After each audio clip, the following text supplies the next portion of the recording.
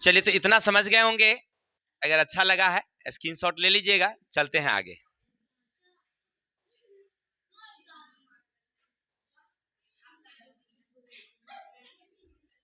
चलिए, अब क्वेश्चन देखिए। अगला क्वेश्चन कह रहा है आपसे कि दिखाइए कि एक धनात्मक समपूर्णांक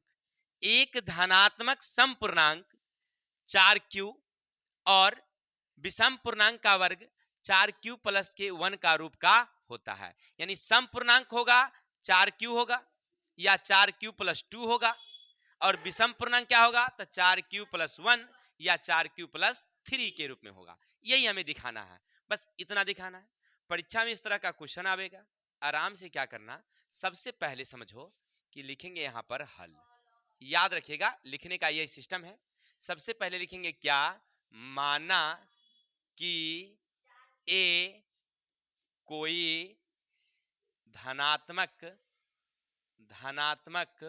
पूर्णांक है।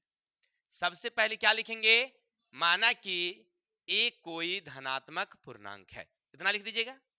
इसके बाद लिखना होता है दूसरा लाइन, यूक्लिड भाग लेमा विधि से। चलिए, दूसरा लाइन हो गया। तो अब यहां से अब सिस्टम चलेगी। तो सूत्र क्या होता है भाई, तो इसका सूत्र होता है ए बराबर बी क्यू प्लस आर, जहां जीरो बड़ा होगी या बराबर होगी आर या बड़ी होगी बी, है ना। यानी कि जीरो से आर बड़ी होगी या बराबर होगी, आर बी से छोटी होगी या बी हमेशा बड़ी होगी। इसका कहने का मतलब ये है। इतना लिख देंगे। ये जो देख रहे हैं ये समीकरण हमारा हो गया 1 नंबर। Any doubt? इतना पहले तो याद रखिएगा कि इतना हमें लिखना होता है। लिखने के बाद अब चलेंगे, जो आप संख्या जो देख रहे हैं यहां जो रहेगा वही बी होता है। पहला में आपने देखा कि वहां पर 2q था, तब बी बराबर हुआ 2। लेकिन यहां पर क्या है, 4 है, तब बी क्या हो गया आपका 4। चलिए, तो लिखेंगे बी बराबर 4 लेने पर। ले लिए?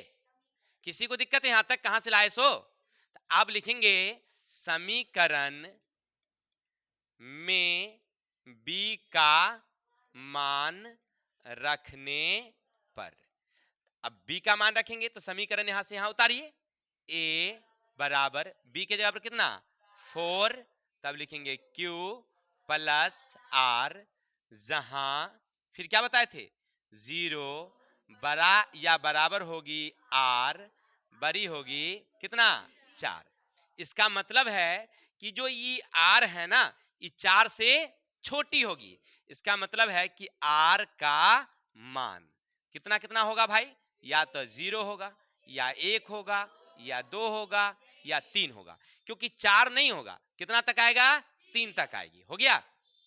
अब यहां से आप ऐसे लिख सकते हैं, लिखेंगे आगे। अब लिखेंगे आर बराबर 0 रखने पर। समीकरण कितना मेरा है, यही समीकरण है, इसी में रखेंगे। तो ए बराबर 4, क्यू के जगह पर क्यू रहने देंगे, आर के जगह पर 0। तो ए बराबर 4q। जब ये 4q आ गया, ये क्या हो गया हमारा धनात्मक सम। ये क्या हो गया हमारा, या सीधे सम लिख दोगे तो भी चलेगा। चलिए, अब लिखेंगे या, अब लिखिए या आर बराबर 1 रखने पर। अब रखो ए बराबर 4, क्यू के जगह पर कितना लिखोगे, क्यू के जगह पर सॉरी क्यू के जगह पर क्यू, आर के जगह पर 1। अब यहां गौर करके देखना, अगर क्यू के जगह पर तुम कोई भी एक संख्या बैठाओ 1, तो 4 कम में 4, 1 जोड़ दोगे कितना हो गया 5। सम है या विषम, विषम है। इसके जगह पर तुम 2 बैठाओ तो 4 दूनी 8 में 1 जोड़ दो कितना हो गया 9, क्या हो गया विषम। इसके जगह पर 3 बैठाओ, 4 तिया 12 में 1 जोड़ दो कितना हो गया 13। तो 13 हो गया, तो क्या हो गया ये सम हो गया। तो इसका ये क्या हो गया हमारा विषम हो गया, विषम। किसी को दिक्कत, समझ में आ गई बात? फिर इसी तरह से या फिर लिखेंगे आर बराबर कितना 2, आर बराबर कितनी 2।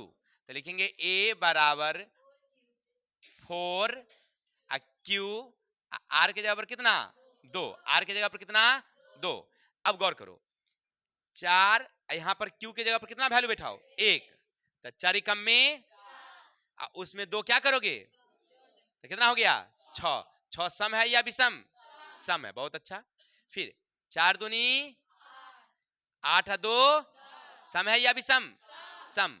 फिर इसी तरह से 4 तिया 12 में 2 जोड़ दो कितना हो गया सम है या विषम, सम है। चलो तो बहुत अच्छी बात है, आप लिखेंगे सम।